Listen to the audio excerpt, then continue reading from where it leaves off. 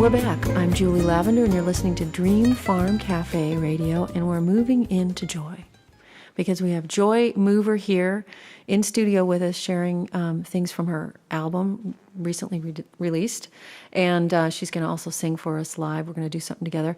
But you know what? Off kind of mic, we were talking about your background. People are going to hear your music and hear how multi-layered and kind of rich it is. But I was intrigued by the story of your family and your mother singing to you and being an off-Broadway, actress and being interested in show music. And you said your folks met because your dad was a big band guy in New York City. So pick it up from there. Yeah, it was kind of a romantic beginnings of my parents. They, met in New York. My uncle Richard, Uncle Dick actually, Mascot, my mother's brother, was my dad's agent for MCA at the time. And my dad had his own band in Boston, but he also was with many big bands in New York, and played something called the theremin, which was the first electronic instrument that was played by the airwaves. And it was invented by Mr. Moog, who was the same person who invented the synthesizer. Yeah.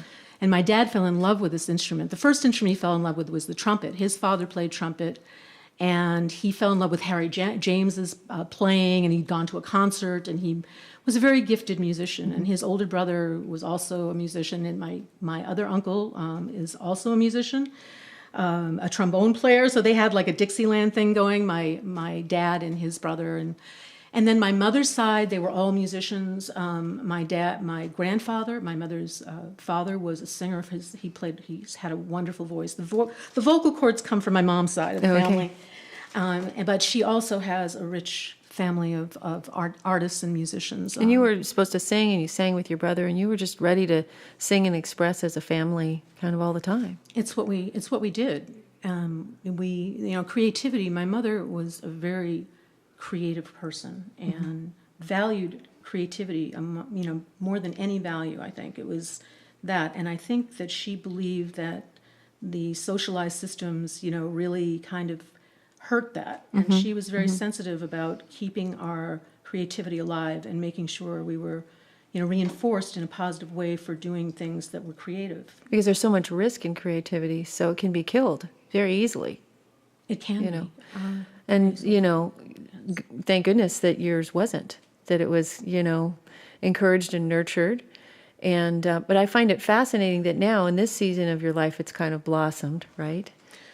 Yes, it's your debut album now, right? It is. I had worked, like you said, coming up from a family like that, there's an expectation that comes along with that you will be a performer. It's not really a question. It's a sort of like, you're a gypsy, it's like you are that. You have this, this gift that they had, bestowed in my DNA. And it is the kind of thing where it's one that you cannot kind of ignore. So were you like a black sheep for going in corporate for a while? Absolutely. I wanted a normal life. Okay. Quote, unquote. You rebelled against all those gypsy creative types? I did not know what normal was, really. I didn't. But but when I actually had gone back to music, even like after high school, and had studied and then gone on the road for a while, the instability of that was just reinforced my own instability as a child, because we did move around a lot, and we had I went to a lot of different schools before I graduated high school, and there was a lot of that. So I really was, I wanted stability more than I wanted music. It wasn't where I was without music. I had music in my life, but my need to really create was something that's always been there, and I always create whatever I do. So it's a kind of thing. So you were full of ideas and creative ideas in music, even in the corporate world. But did you find that you don't have to live a crazy life to be creative? Well, I was always told that if you really want to do anything, really well, that it is very difficult to focus on two things simultaneously, and especially when they're two disparate things. However, I also do think that it's very nice to round out the musician personality with having some real life experience in the world and actually something to write about.